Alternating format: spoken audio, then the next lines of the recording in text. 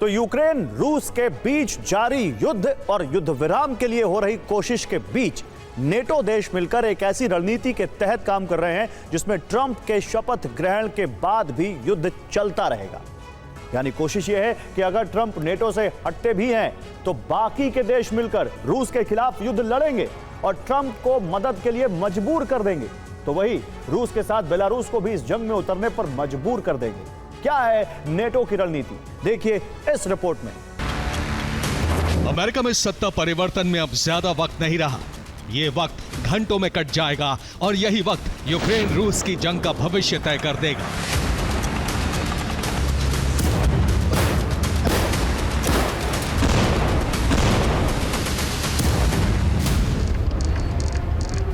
विश्व में खुले जंगी मोर्चे का मुख्य केंद्र उसी दिन सबसे ज्यादा हलचल से गुजरेगा।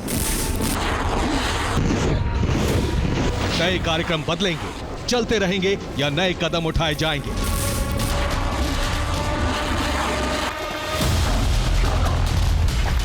ट्रंप के एक हस्ताक्षर के बाद सब मिशन मोड में होगा।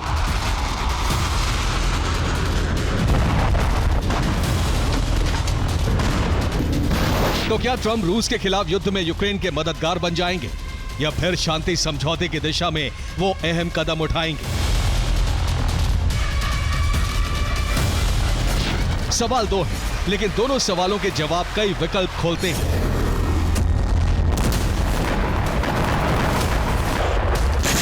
इसमें पहले सवाल पर सटीक भविष्यवाणी नहीं की जा सकती, लेकिन दूसरे सवाल के जवाब में खुले विकल्प हर मोर्चे पर ऐसी जंग के संकेत दे रहे हैं जिसके केंद्र में ट्रंप तो नहीं होंगे, लेकिन वो यूक्रेन को जारी मदद भी नहीं रोक पाएंगे।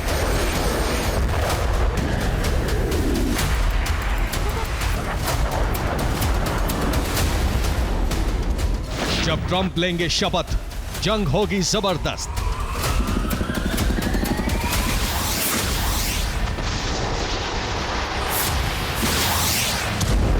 नेटो होगा यूएस विहीन, यूके का बदलेगा सीन।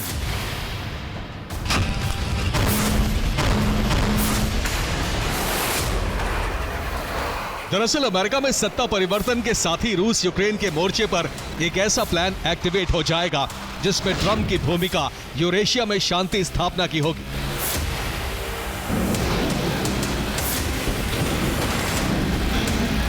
लेकिन इस शांति स्थापना की कोशिश को यूरेशियन देश उस दिशा में मोड़ रहे हैं जहां ट्रंप की कोशिश पर पानी फिर जाएगा। इस प्लान के तहत ट्रंप के लिए नेटो के सहयोगियों ने ही व्यूह रचना कर ली है।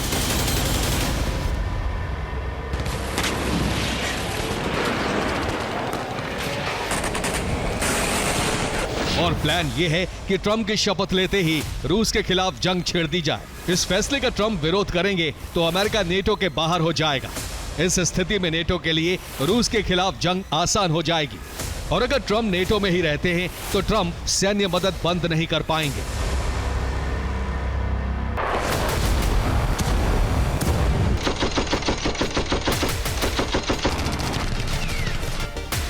इसमें हैरान करने वाली बात यह है कि नेटो के यूरोपियन पार्टनर्स ने इस फैसले के तहत कदम भी आगे बढ़ा दिए हैं, जिसमें यूक्रेन के पश्चिमी हिस्से में जंग की तैयारी के लिए सैन्य अभ्यास और पूर्वी क्षेत्र में सेना की तैनाती का खाका तैयार हो चुका है।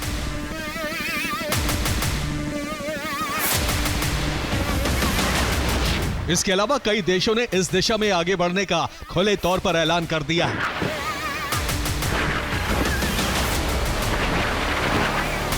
हालांकि तैनाती पीस कीपिंग फोर्स के रूप में होगी, लेकिन रूस के लिए यह नेटो की ही तैनाती मानी जाएगी।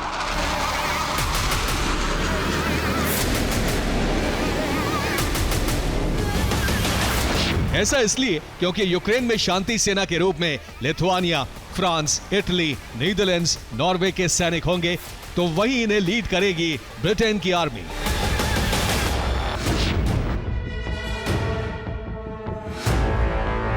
यानी ट्रंप के रूस को लेकर नर्म रुख ने यूरोपियन देशों में एक ऐसा माहौल बना दिया है जो अमेरिका के बिना उन्हें लाचार होने का एहसास करा रहा है। लेकिन वो साबित करना चाहते हैं कि यूरोपियन देश लाचार नहीं है, वो अमेरिका के बिना भी संयुक्त रूप से फैसला ले सकते हैं। वो रूस जैसे शक्तिशाली देश से खुद टकरा सकते हैं।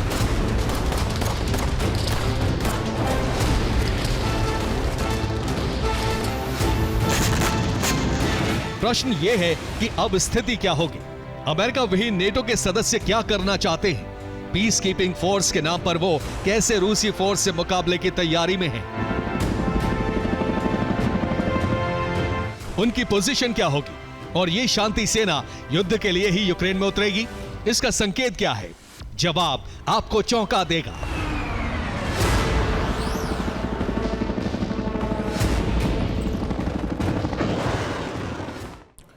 और ट्रंप के बिना रूस के खिलाफ युद्ध में नेटो देश उतरने की पूरी तैयारी कर चुके हैं। इस तैयारी के तहत यूक्रेन के उस पूर्वी क्षेत्र में यह सेना तैनात होगी जिसके बाद रूस के कब्जे वाला क्षेत्र शुरू होता है। इसमें फ्रंट लाइन नीपर नदी का एक किनारा होगा जहां सेनाएं तैनात होंगी। इसी क्षेत्र से रूस के नियंत्रण वाले हिस्से में तैनात रूसी सेना को पीछे की तरफ धकेलने की रणनीति बनाई गई है। और इस प्लान के एक्टिवेशन का सबूत है इस समय यूक्रेन में नेटो सेना का दखल, जिसके तहत पोलैंड में एयर डिफेंस सिस्टम तैनात किए गए हैं। और इस तैनाती का मकसद है यूक्रेन के पश्चिमी हिस्से में जारी नेटो सेना की ट्रेनिंग, जिसमें फ्रांस की मुख्य भूमिका है। यहीं से नेटो सेना पूर्वी यूक्रेन की फ्रंट लाइन पर तैनात होगी और फ्रंट लाइन से रूस के खिलाफ हमले होंगे, जिनमें टारगेट वो हिस्से होंगे जिन पर रूसी सेना का कब्जा है। इसमें क्रीमिया भी शामिल है।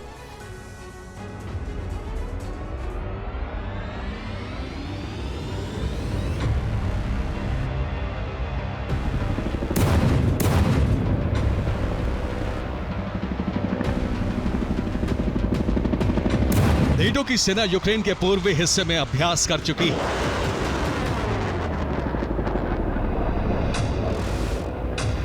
जिसके बाद ड्रोन ऑपरेटर्स और साइबर सैनिकों की ट्रेनिंग दी गई।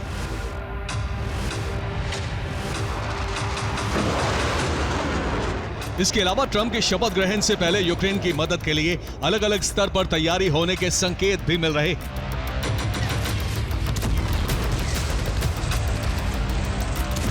फ्रांस सैनिकों के लिए ट्रेनिंग प्रोग्राम चला रहा है। फ्रांस मिराज 2000 की डिलीवरी भी देने जा रहा है। ब्रिटेन यूक्रेन में सेना भेजने की तैयारी में जुटा है।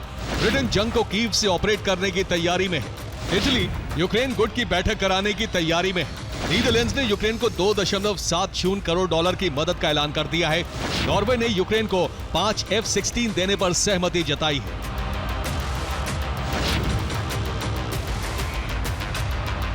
इसका साफ मतलब है कि भले ही ट्रंप शांति स्थापना की दिशा में आगे बढ़े, लेकिन नेटो जंग को भड़काने की तैयारी में जुट गया है।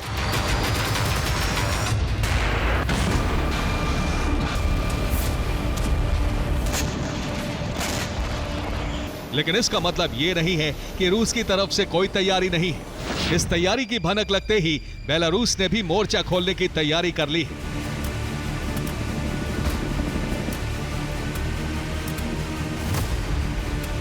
जिसमें यूरोपियन सेना की सीमा पर मौजूदगी को खतरा मान लिया गया है और यह खतरा बेलारूसी सुरक्षा परिषद के राज्य सचिव ने खुद जताया है।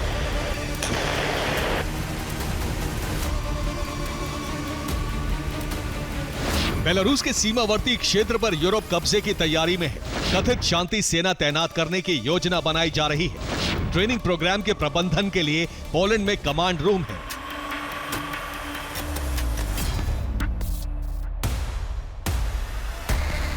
इसके अलावा रूस ने एक बड़ा खुलासा किया है, जिसमें बताया गया है कि नेटो के पूर्वी हिस्से में कई देशों के हथियार तैनात कर लिए गए हैं। वो विमान से रूस की निगरानी कर रहे हैं। यही वजह है कि पुतिन के करीबी ने नेटो को अब डायरेक्ट चेतावनी भी दे दी है।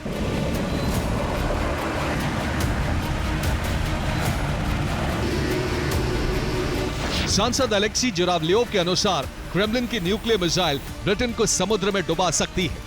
रूस तीसरे विश्व युद्ध की तैयारी में संकोच नहीं करेगा।